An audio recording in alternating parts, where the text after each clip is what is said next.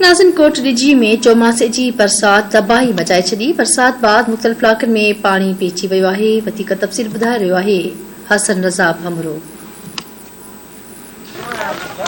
जी बिल्कुल अस मौजूद आहियूं कोट डिजी में, जिते मानसून जूं बारिशूं जारी ऐं सारी आहिनि। उन खां अलावा मां तव्हांखे इहो ॿुधाईंदो हलां त जेको हिते शहर आहे कोट डिजी, उन जूं घटियूं मॉल आहे सभु जेको आहे सो तालाब जी जेको आहे शिकिल अख्तियार करे आहिनि, जॾहिं त इंतज़ामिया किथे बि नज़र कोन थी अचे।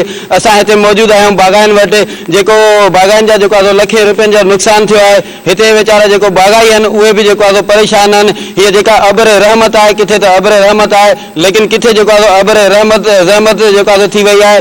छो जॾहिं असांजी बाग़ाइन सां ॻाल्हि थी त उन्हनि इहो ॿुधायो त असांजा जेको लखे रुपयनि जा बाग़ उहे ठेके ते खयल आहिनि। हाणे जेको असां उहो पंहिंजी जेको आहे महिनत मज़दूरी बि असां पंहिंजे मज़दूरनि खे नथा ॾेई सघूं। सिंध गवर्नमेंट खे हिननि अपील कई आहे त कुझु न कुझु असांजी मदद करे त जीअं असां कुझु न कुझु इहे जेको वहिंवार आहे इन खे जारी सारी करे सघूं। जी